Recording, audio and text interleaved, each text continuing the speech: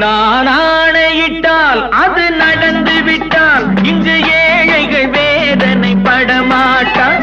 உயிர் உள்ளவரை ஒரு துன்பமில்லை, அவர் கண்ணீர் கடலிலே விழமாட்டார்.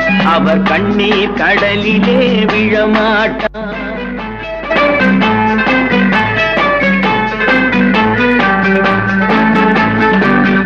ஒரு தவறு செய்தால் அதை தெரிந்து செய்தால் அவன் தேவன் என்றாலும் விடமாட்டேன்.